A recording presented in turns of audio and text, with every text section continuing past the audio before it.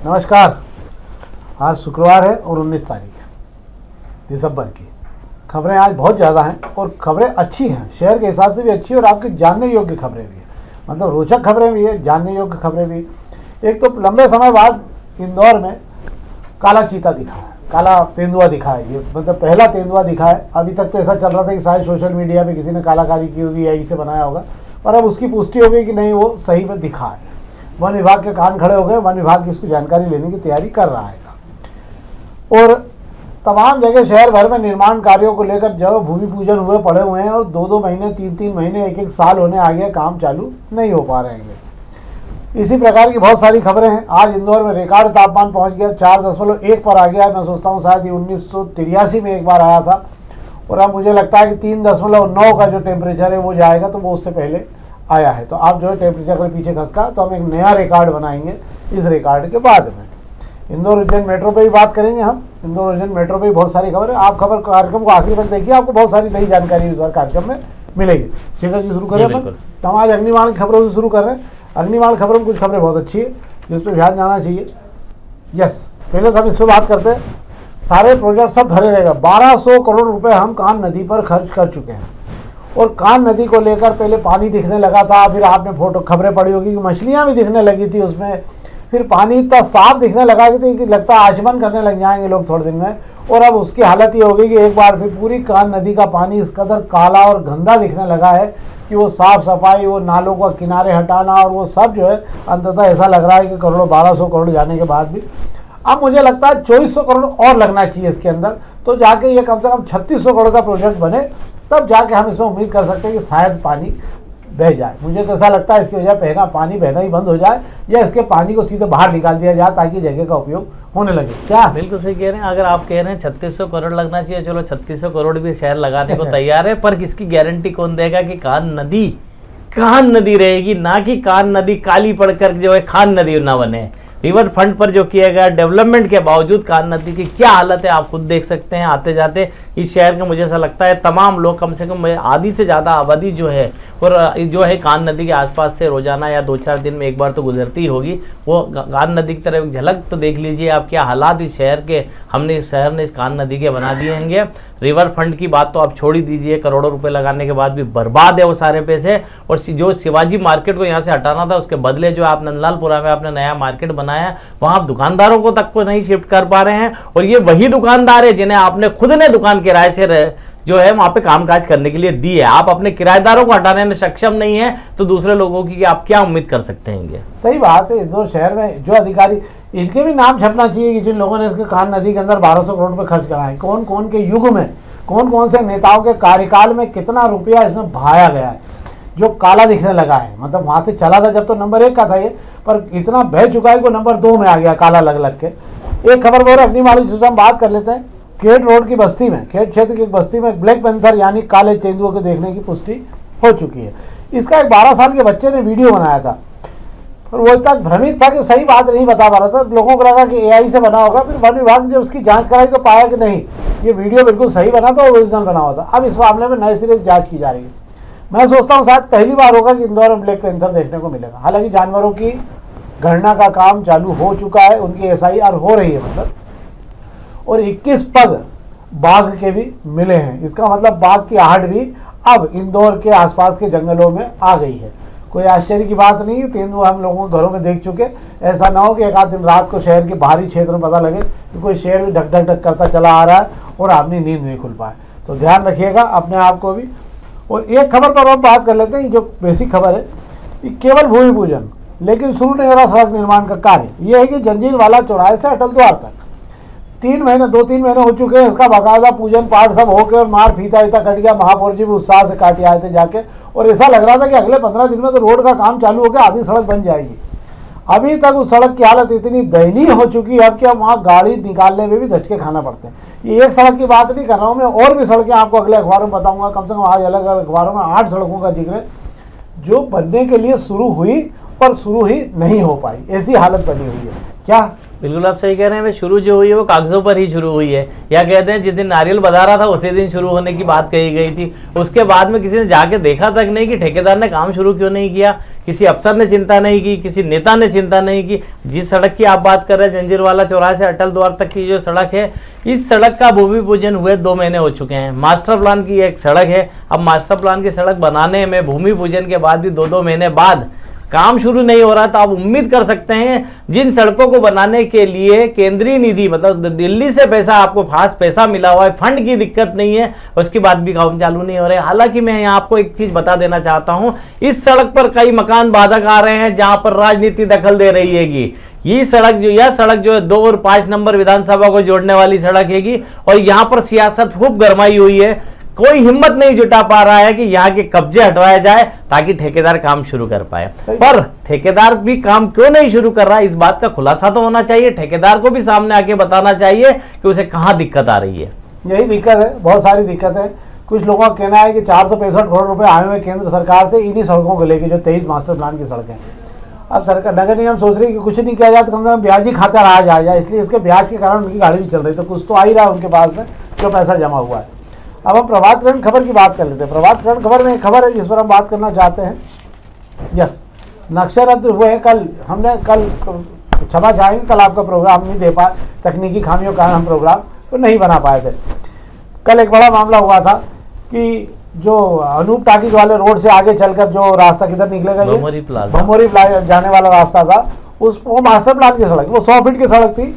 और इंदौर में पदस्थ रहे तमाम जादूगर अधिकारियों ने, जो यहाँ से गए या जो जाने वाले हैं, जो इस शहर को लूटने के लिए बैठे हुए हैं, उन्होंने उस 100 फीट की रोड को 30 मीटर की रोड को 18 मीटर की बताकर उस पर नक्शे पास कर दिए और अपना हिस्सा लेकर रवाना हो गए। शहर का नुकसान किया उन्होंने, शहर को बर्बाद करने में और अपना हिस्सा लेके जाने में उन्होंने कोई कसर नहीं रखी। अब परिणाम ये हो रहा है कि आज वो 100 फीट की रोड के लिए केवीएट लगी हुई है। नगर निगम को कोशिश करना पड़ेगी, जिनके नक्शे पास है उसमें वो हुजूर कौन सा हजूर मॉल है, और भी बड़े बड़े दिग्गजों के मकान हैं जो मॉल बन रहे हैं, उन सबके लोगों के जो 18 मीटर के हिसाब से आ गए। ये सारे लोग हाईकोर्ट जाएंगे, केवीएट दायर होगी, जो भी होगा, पर कुल मिला के है कि मुझे नहीं लगता आज ये भी सड़क का उद्घाटन भले ही कर लें, ये भी सड़क बनने की संभावना मुझे बहुत कम दिखती है हाल फिलहाल तो। क्यों? बिल्कुल आप सही कह रहे हैं। इसी सड़क के भी वही हाल होते दिख रहे हैं जो जंजीरवाला चौराहा से अटल द्वार के दिख रहे हैं। सबसे बड़ी बात ये हो रही है, इस सड़क पर जो 7 नक्शे पास किए गए, वे 7 नक्शे पास करने वाले जितने जो अफसर है आज भी नगर निगम में ज्यादातर मौजूद हैंगे। ये नक्शे कैसे पास कर दिए गए? इतना बड़ा माल एक दिन में खड़ा नहीं हो गया। अजूर माल की अगर बात की जाए, इतने सालों से उसमें काम चल रहा है और एक दिन में खड़ा नहीं हुआ। सामने जो हाई राइज इमारत बन रही है उसका काम भी कई दिनों से चल रहा है। नगर निगम में ये ऐसी घोर लापरवाही कैसे हो जाती है? हो जाती है। नगर निगम में यहाँ अफसर जो करे, ये मेरे को लगता है शेखर, लापरवाही नहीं, ये जादूगरी है। ये जादूगरी है, उसका नाम लापरवाही इसलिए दिया जाता है। अफसर यही कहेंगे अब कि उन्हें क्या दिखा। 2021 के मास्टर प्लान में साफ लिखा गया है कि यह रोड 30 मीटर चौड़ी है, फिर 18 मीटर के मान से यहाँ नक्शे क्यों मंजूर कर दिए गए? और जब इमारत बन रही थी तो वहां जितने भी अफसर उसके बाद उस जोन पर रहे हैं, क्या उन्हें दिखा नहीं कि ये नक्शे क्या है? वजह यह है कि एक अफसर नक्शा पास करके चला जाता है, दूसरा उस तरफ देखता भी नहीं है। क्यों? उसकी उसमें दिलचस्पी नहीं रहती है, क्योंकि उस पर जो मलाई मिलना होती है वो पहले जो अफसर नक्शा पास करता है वो मलाई खा के आगे बढ़ चुका होता है। सही बात है।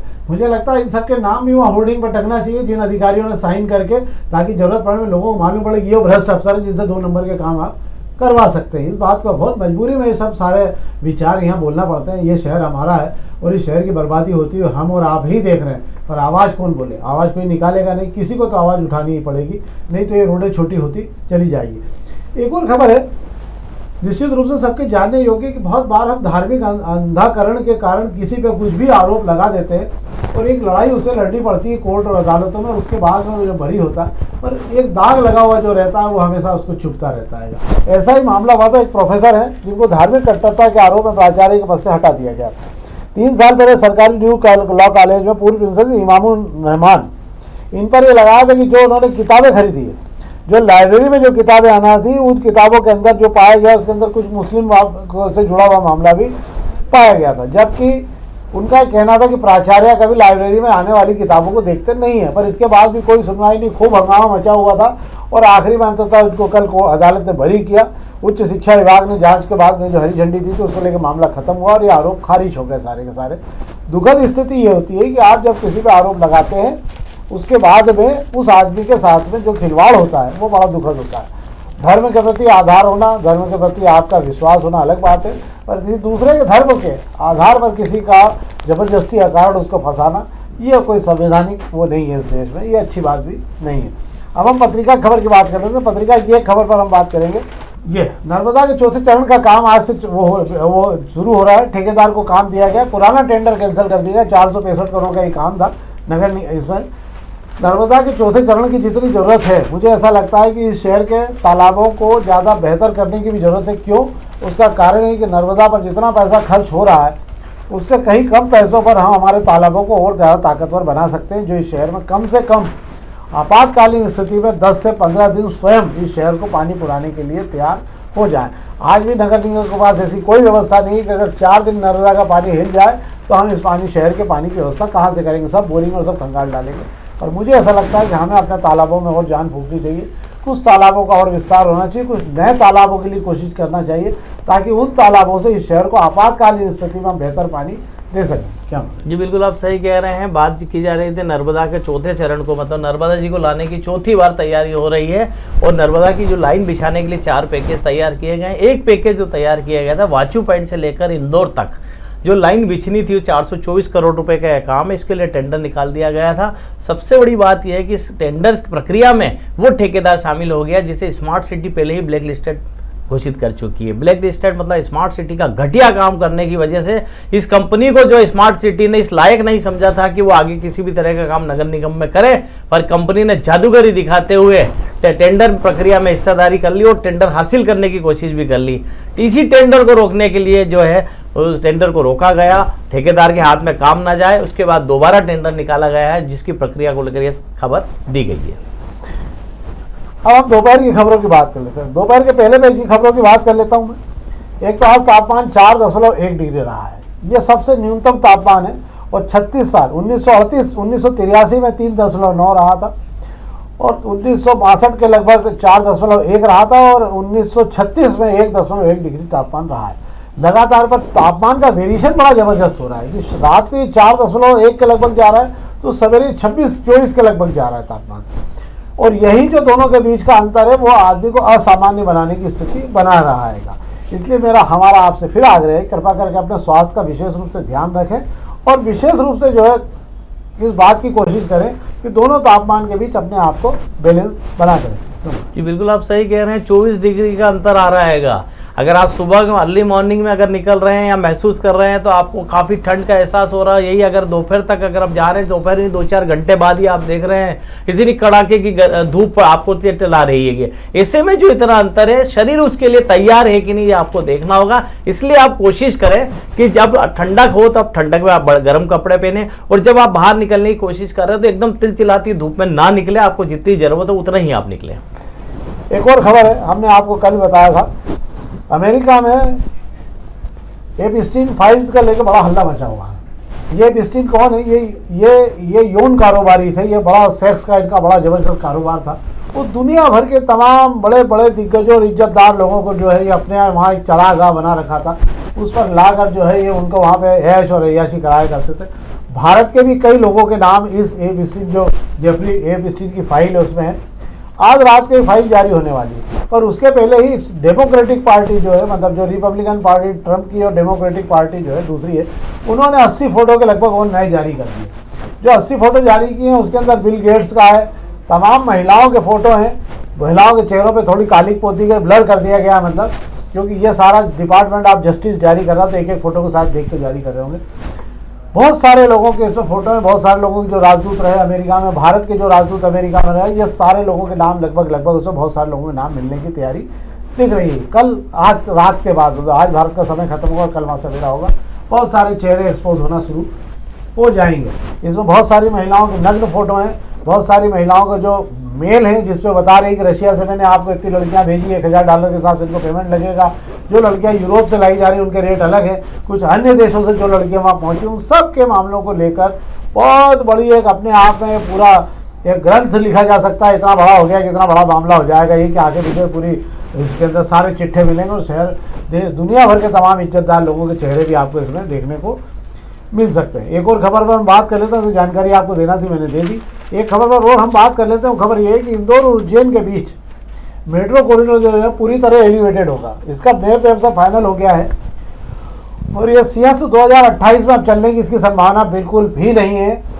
मुख्यमंत्री जी को बता दिया गया है कि इतनी स्पीड से काम नहीं हो पाएगा क्योंकि उसको लेकर बहुत सारी दिक्कतें हैं। हमने इस विषय की जानकार अलग अलग लोगों से, बहुत सारे लोगों से बात की। उन लोगों का कहना है कि इतनी 12,000 करोड़ रुपए इस पर खर्च होने वाला है। इंदौर उज्जैन के बीच वैसे भी अगर आप अब 4 लेन और 6 लेन रोड 2 बन जाएंगे तो आप ज़्यादा से ज़्यादा 50 मिनट के अंदर बहुत आराम से 45 से 50 मिनट में आप उज्जैन को छू सकते हैं। इंदौर से उज्जैन के बीच, इंदौर उज्जैन के बीच इतना बड़ा कारोबार नहीं है, इतना बड़ा व्यापार नहीं है कि दोनों साइड से हजारों गाड़ियों का आना जाना हो, तो एक व्यवस्था लगाई जाती है। जानकार लोग अलग अलग तरीके बताते हैं कि इससे तो 2,000 करोड़ रुपए ही केवल खर्च हो जाए। और इंदौर उज्जैन ट्रैक बन चुका है, उस पर भी अगर रेल चला दी जाएगी 4 डब्बों की, दिन भर में 6 से 8 राउंड 1-1 घंटे में लगाएगी, तो भी यात्रियों को सवारी में कम से कम दिन भर में अगर चली 1 घंटे तो भी आप ये मान के चलिए 4 बार गाड़ियाँ खाली जाएगी। इतना ज़्यादा रश अभी इंदौर उज्जैन के बीच में नहीं है। जो उज्जैन जाना चाहते हैं वो सीधे तीर्थ यात्रा पे आते हैं। हमें ऐसा लगता है कि इस मामले पे एक बार सोचा जाना चाहिए कि 12,000 करोड़ रुपए लगाने की बजाय इंदौर उज्जैन के बीच और बेहतर क्या हो सकता है, क्या हो सकता है। जी बिल्कुल आप सही कह रहे हैं कि मेट्रो ट्रेन को जो एलिवेटेड पुल पर ऊपर चलाने की बजाय आप जमीन पर जो ट्रैक बना हुआ उसी पे दौड़ा लीजिए, सस्ती भी पड़ेगी, उसका खर्च भी कम होगा, उसका किराया भी कम होगा, आम लोगों की जेब पर वजन नहीं पड़ेगा। वरना इंदौर उज्जैन पर आप जो मेट्रो शुरू करेंगे उसका जो किराया आप तय करेंगे वो आम आदमी के बस की बात नहीं होगा। वंदे भारत जैसी हालत होने की स्थिति बनेगी।